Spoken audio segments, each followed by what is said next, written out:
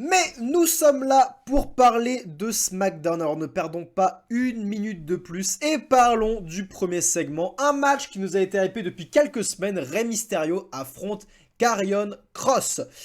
Et vous savez, on a l'habitude de voir des matchs un peu longs pour ouvrir SmackDown. On s'est dit, ok, on va voir un gros match de catch entre Rey Mysterio et Karrion Kross, ça va être sympa. Le match était extrêmement court. Extrêmement court, on a eu 5 minutes de match où Kross a eu l'avantage quasi tout le long dans le ring. Il a résisté au 619 de Rey Mysterio. Et là, il se fait avoir par un vieux crucifix et il prend le tombé. Et Rey l'emporte. Et j'étais en mode, mais quoi? Ah bon? euh, Je trouve ça extrêmement bizarre comme début parce que j'ai l'impression que Rey avait l'air un peu moins explosif que d'habitude sur le ring. La fin, j'ai trouvé très abrupte. Le match court. Euh, et encore une fois, le fait que Rey me paraissait pas si explosif, je me suis fait, est-ce que Rey a été obligé d'écourter le match là? Qu'est-ce qui se passe? Mais en fait, j'ai pas vraiment l'impression, j'ai pas eu de retour sur une blessure pour l'instant, faudra creuser l'affaire. Mais c'était étrange. J'imagine que c'est un début de programme entre Karrion Kross et Rey Mysterio, et pourquoi pas. Mais bon, c'est un début de programme, ok, je comprends. Karrion Kross prend une défaite classique, hein, et il va sortir en battant Rey Mysterio à la fin. C'est.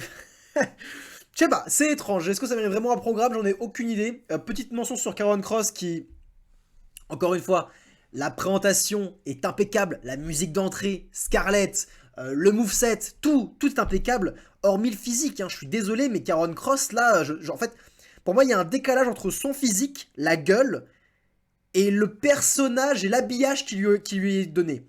Alors que ce n'était pas le cas à NXT. À NXT, quand c'était une bête enragée avec des yeux et le fait qu'il soit chauve, c'est con, mais c'est vrai, il paraissait extrêmement menaçant, brutal, et ça collait avec cette gimmick. Là, son visage, il colle pas avec la gimmick, je trouve. Il y a un truc qui passe pas. Et vraiment, c'est vraiment sincère, hein. Je sais pas ce que vous en pensez dans les commentaires, mais je pense que Karrion Kross devrait vraiment se couper les cheveux. Là, je sais pas, il fait trader.